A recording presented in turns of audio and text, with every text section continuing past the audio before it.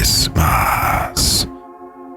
El día de hoy les traigo la primera parte de este icónico cuento que muchos de ustedes seguramente en algún momento llegaron a escuchar mencionarle. Pónganse los auriculares, suban el volumen y apaguen la luz, porque están a punto de escuchar historias y relatos en el umbral de la noche. Comenzamos.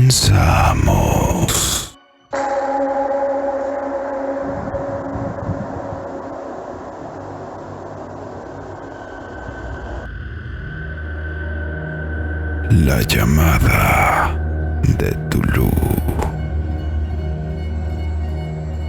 La cosa más misericordiosa en el mundo, creo yo, es la imposibilidad que tiene la mente humana para correlacionar todo lo que ella contiene.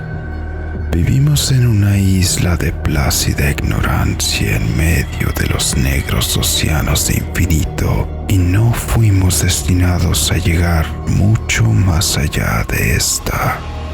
Las ciencias, cada una moviéndose en su propia dirección hasta ahora, nos han dañado poco, pero algún día la combinación de los conocimientos disociados nos abrirá tales panoramas aterradores de la realidad y de nuestra frágil posición en ella que habremos de enloquecer ante la revelación, o bien de huir de la luz hacia la paz y la seguridad de un nuevo oscurantismo.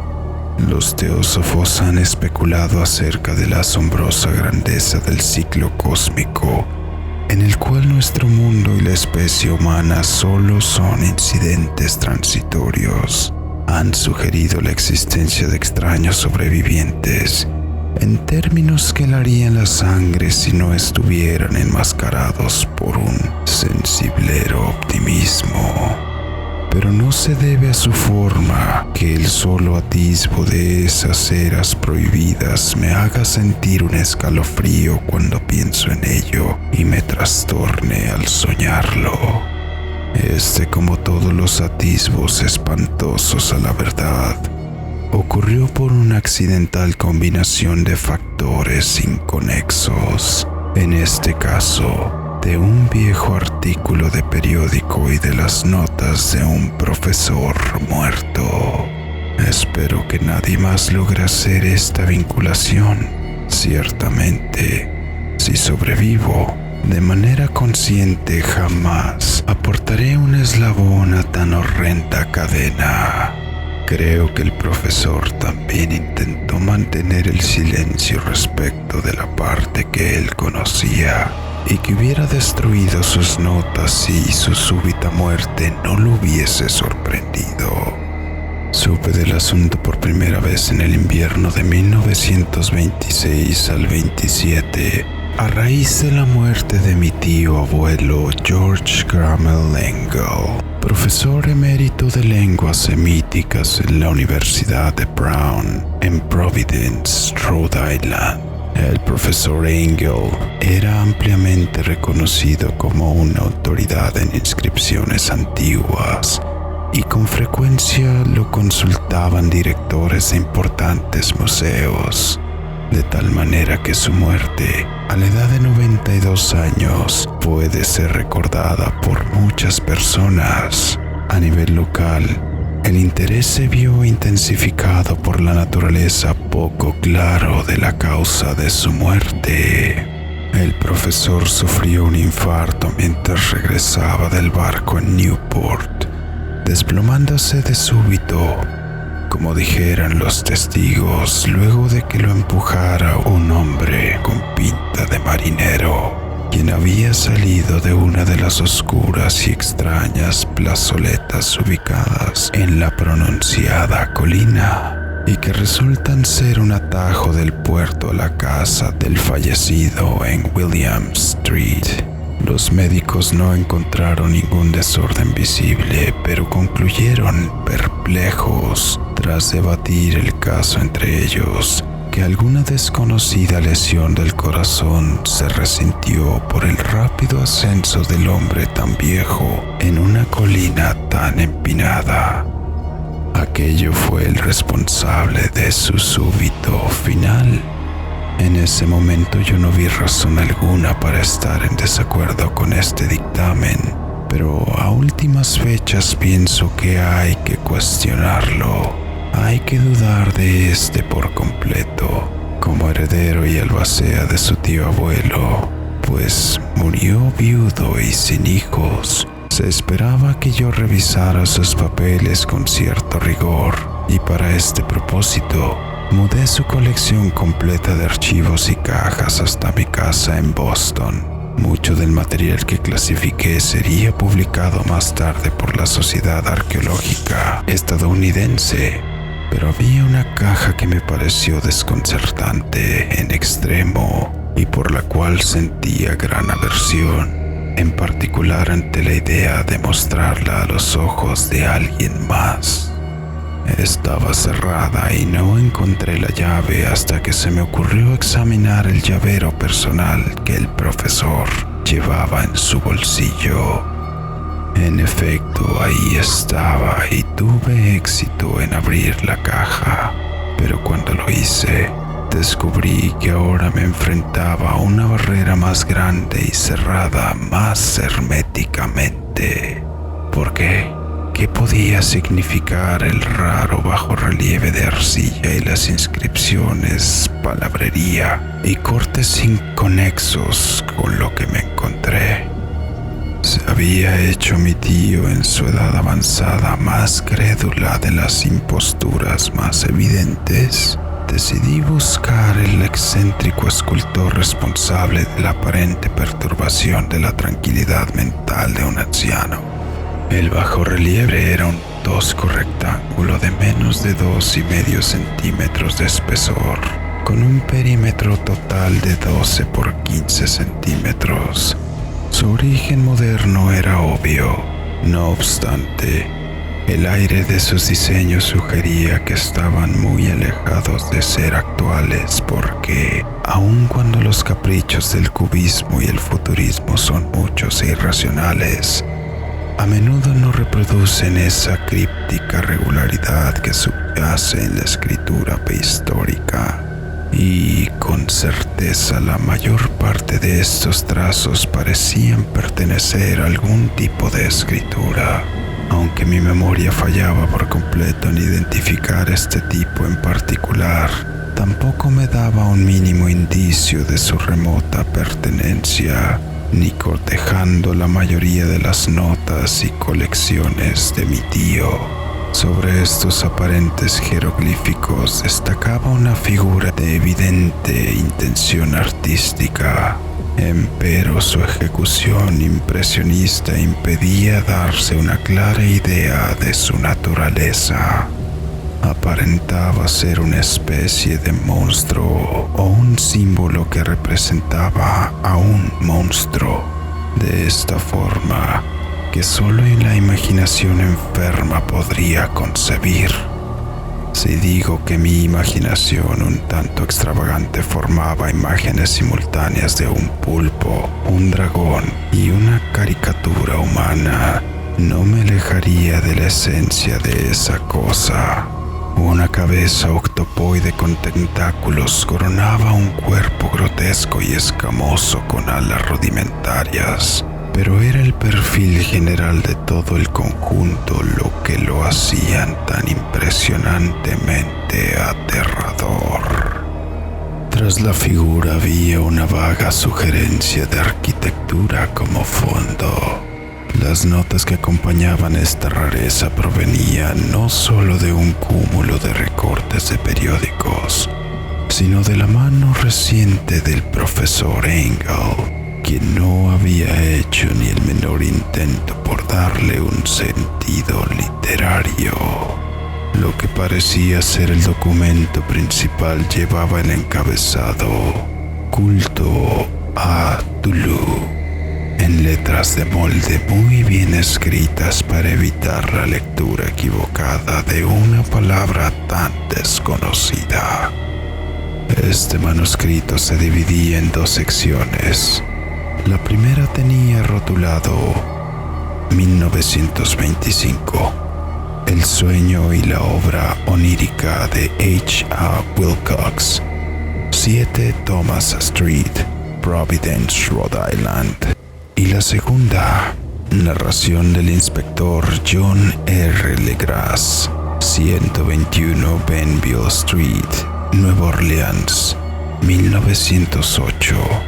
AAS, notas acerca de la misma y del profesor Webb. Los otros papeles manuscritos contenían notas breves, eventuales crónicas de los sucesos extraños de distintas personas, algunas citas de libros y revistas teosóficas, notablemente de la historia de la Atlántida y la Lemuria perdida de Scott Elliot, y otros comentarios que mencionaban sociedades secretas y cultos encubiertos que habían sobrevivido por largo tiempo, con referencias a secciones en libros de consulta mitológica y antropológica, tales como la rama dorada de Fraser y el culto de las brujas en Europa Occidental. Los recortes aludían en su mayor parte a la propagación de la enfermedad mental y los episodios de manía o histeria colectiva que tuvieron lugar en la primavera de 1925. La primera parte del manuscrito principal hablaba de un relato muy particular. Parece que el 1 de marzo de 1925, un hombre joven, delgado y de tez morena, con aspecto neurótico y arrebatado, visitó al profesor Engel llevando el singular bajo relieve de arcilla, el cual estaba excesivamente húmedo y fresco en aquel entonces. Su tarjeta de presentación ostentaba el nombre de Henry Anthony Wilcox. Mi tío lo identificó como el hijo más joven de una excelente familia a la que conocía un poco, quien recientemente había estudiado escultura en la Escuela de Diseño de Rhode Island y vivía de manera independiente en el edificio Fleur de Lis, cercano a la institución. Wilcox era un joven precoz de conocido genio pero muy excéntrico, y desde su niñez había llamado la atención debido a las historias extrañas e inusuales sueños que tenían por costumbre de relatar. Se calificaba a sí mismo como físicamente hipersensible, si bien la gente seria de la antigua ciudad comercial lo tildaba como singular. Sin relacionarse mucho con sus congéneres, se fue apartando de la visibilidad en sociedad de manera gradual y solo resultaba conocido para un grupo pequeño de estas otras ciudades. E incluso el Club de Arte de Providence, preocupado por preservar su conservadurismo, lo había considerado un caso perdido. El manuscrito del profesor se centraba en la visita del escultor, quien de manera abrupta había solicitado el beneficio de los conocimientos arqueológicos de su anfitrión para que identificara los jeroglíficos del bajo relieve. Hablaba afectadamente y como un soñador, lo que denotaba un pose estudiado y una simpatía fingida. Mi tío mostró algo de su agudeza en su respuesta, dado que la evidente frescura de la tablilla tenía que ver con todo menos con la arqueología. La réplica del joven Wilcox, que impresionó a mi tío lo suficiente como para que la recordara y registrara la palabra por ella, fue de un corte fantásticamente poético y debió ser una buena muestra representativa de toda su conversación, que yo ahora considero muy característica de él. Le contestó: Es nueva de hecho porque yo la hice anoche al soñar con extrañas ciudades, y los sueños son más antiguos que la melancólica Tiro, o la taciturna Esfinge, o la Babilonia ceñida de jardines. Fue entonces cuando empezó a contar una historia inconexa que de pronto despertó un recuerdo profundamente dormido y se ganó el interés inalterable de mi tío. La noche anterior había ocurrido un ligero temblor, el más fuerte en Nueva Inglaterra en muchos años, y la imaginación de Wilcox quedó profundamente perturbada. Al retirarse a dormir, tuvo un sueño sin precedentes acerca de enormes ciudades ciclópeas, hecha de bloque titánico y con monolitos que alcanzaban el cielo, todo goteando un limo verdoso y sumergido en una atmósfera siniestra por su horror latente. Las paredes y columnas estaban cubiertas de jeroglíficos. Desde algún indeterminado punto más abajo, había llegado una voz que no sonaba como tal, sino una sensación caótica que solo la imaginación podía transmutar en sonido, pero que él intentó expresar el casi impronunciable aglutinamiento de las letras Cthulhu Fata. Este fárrago verbal fue la clave del recuerdo que emocionó e inquietó al profesor Engel. Interrogó al narrador con precisión científica y estudió la frenética intensidad del bajo relieve, en el que el joven, al despertarse de manera repentina, se había descubierto a sí mismo trabajando, helado y vestido solo con su pijama. Mi tío culpaba su vejez. Wilcox lo diría más tarde por su lentitud en reconocer tanto los jeroglíficos como el diseño de la imagen.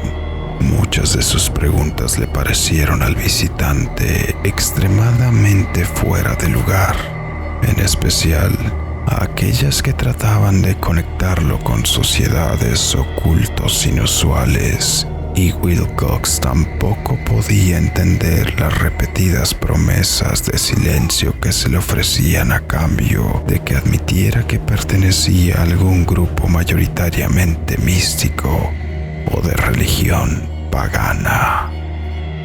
Cuando el profesor Engel quedó convencido de que el escultor en verdad no sabía nada acerca de algún culto o sistema de conocimiento críptico, le insistió mucho para que éste le ofreciera futuros reportes de sus sueños. El acuerdo dio frutos constantes, pues luego de la primera entrevista, el manuscrito registraba visitas diarias por parte del joven, durante las cuales le relataba fragmentos sorprendentes de su imaginaria nocturna, cuya carga principal siempre era un terrible paisaje ciclópeo de roca verde goteante, con una voz o inteligencia del inframundo, gritándole monótonamente en enigmáticos golpes de sensaciones imposibles de transcribir, salvo con meros galimatías. Los dos sonidos repetidos con frecuencia eran aquellos usando las letras de nuestro alfabeto que formaban las palabras Cthulhu Plie. El 23 de marzo continuaba el manuscrito. Wilcox no se apareció y las preguntas acerca de su paradero revelaron que lo había afectado una extraña fiebre y que alguien lo había llevado a la casa de su familia en Watermont Street. Había gritado por la noche, despertando a varios artistas en el edificio, y desde entonces solo manifestaba una alternancia de inconsistencia y delirios.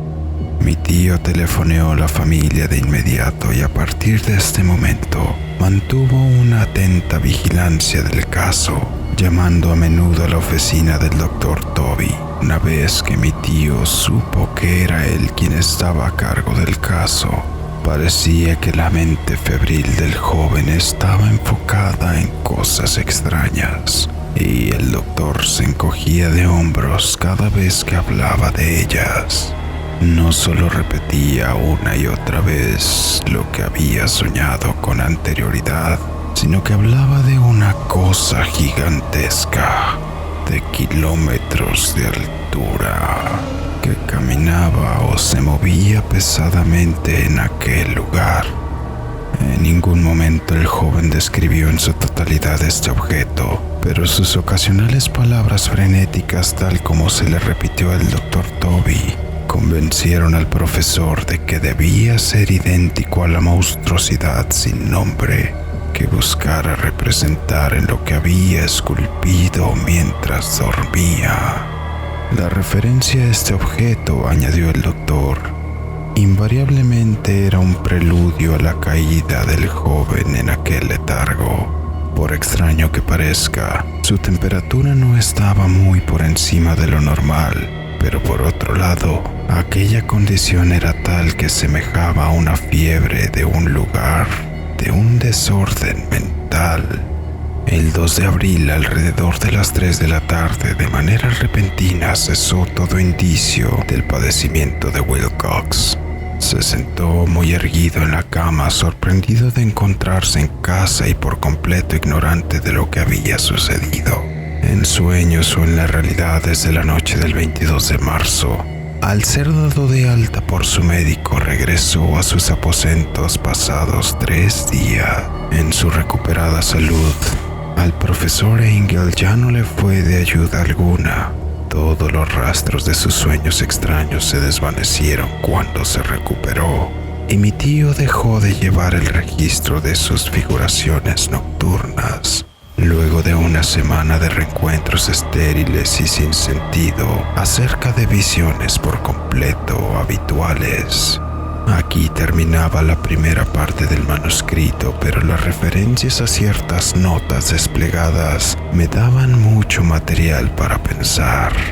Tanto, de hecho, que solo el arraigado escepticismo que daba forma a mi filosofía por aquel entonces podía explicar mi continua desconfianza hacia el artista. Las anotaciones en cuestión fueron aquellas que describieron los sueños de varias personas durante el mismo periodo en el cual el joven Wilcox tuviera sus extrañas revelaciones. Mi tío, al parecer, instituyó con rapidez una prodigiosa red de averiguaciones entre casi todos los amigos a quienes pudo cuestionar sin parecer impertinente, solicitándole reportes diarios de sus sueños y las fechas en que las visiones notables de algún tiempo remoto tuvieran lugar. Su petición provocó diferentes reacciones, pero las respuestas recibidas rebasaron la capacidad de cualquier hombre ordinario para procesarlas sin ayuda de un asistente. Esta correspondencia original no fue preservada, pero sus notas formaban un compendio riguroso y de verdad significativo al respecto. Se trataba de gente ordinaria, empresarios e integrantes de la sociedad, la tradicional sal de la tierra de Nueva Inglaterra, y los resultados casi en su totalidad fueron negativos, aunque aparecieron aquí y allá casos de impresiones nocturnas que generaban desasosiego, pero de modo indefinido siempre entre el 23 de marzo y el 2 de abril, periodo que duró el delirio del joven Wilcox. Al parecer, los científicos se vieron un poco afectados, pues 4 casos de descripciones vagas sugieren vistazos fugaces a paisajes extraños, y en un caso se menciona un pavor a cierta cosa anormal.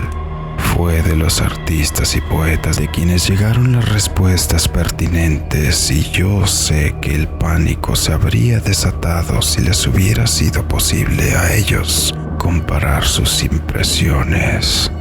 Como estaban las cosas sin tener cartas originales, yo sospechaba a medias que el compilador había hecho preguntas tendenciosas o que había editado la correspondencia para corroborar lo que él, de manera inconsciente, se había propuesto ver.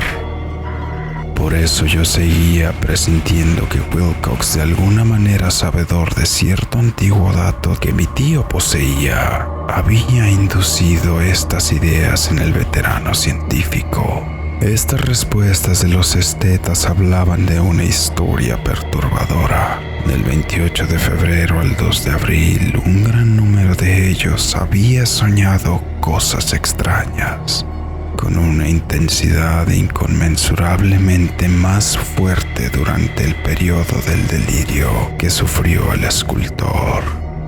Más de una cuarta parte de aquellos reportaban alguna cosa de interés, dada cuenta de escenas y sonidos entrecortados no muy divisibles de los que Wilcox había descrito.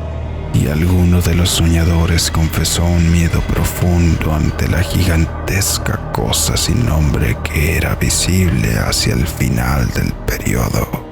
Un caso mismo de la nota describe con énfasis: resultó muy triste. El sujeto, un arquitecto muy reconocido con inclinaciones por la teosofía y el ocultismo, sufrió un violento trastorno en la fecha en que Wilcox padeció su episodio y falleció varios meses más tarde, después de gritar incesantemente que lo salvaran de lo que habitaba en el infierno y que se había escapado. Si mi tío hubiese referenciado estos casos por nombre, en lugar de hacerlo meramente por número, yo hubiese intentado obtener alguna corroboración a través de investigaciones personales, pero tal como estaba, solo tuve éxito en rastrear a unos pocos. Sin embargo, todos estos ocupaban el total de las notas. Con frecuencia me he preguntado si todos los sujetos de las averiguaciones del profesor se sintieron tan confundidos como esta fracción de ellos. Es mejor que jamás reciban explicación alguna. Los recortes de publicaciones, como he mencionado ya, trataban de casos de pánico y manía y excentricidad que tuvieron lugar durante un periodo establecido. El profesor Engel debió empapelar todos los servicios de una oficina de información, pues el número de extractos era descomunal y las fuentes estaban dispersas por todo el mundo. Aquí se menciona que hubo un suicidio nocturno en Londres, en el cual un durmiente había saltado por la ventana luego de proferir un grito pavoroso. De la misma manera, en otro recorte se lee una carta inconexa dirigida a un editor de un periódico en América del Sur, en la cual un fanático deducía un futuro ominoso a partir de las visiones que había tenido de una colonia teosófica vistiendo algo parecido a túnicas blancas para alguna consumación gloriosa, la cual nunca llegó, mientras que fragmentos provenientes de la India hablaban con reservas acerca de una seria intranquilidad entre la población nativa en la madrugada del 22 al 23 de marzo.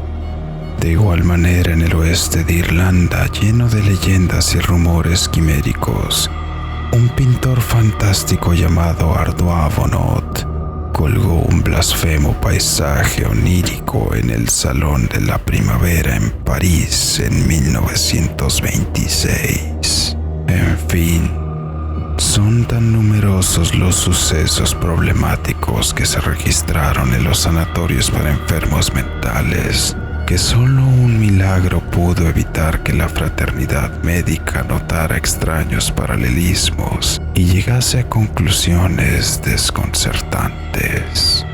Así pues, se trataba en su totalidad de una colección inusual de recortes, y en estos días apenas puedo creer en el insensible racionalismo con el que los hice a un lado. Para entonces ya estaba convencido de que el joven Wilcox sabía de los asuntos más antiguos mencionados por el profesor.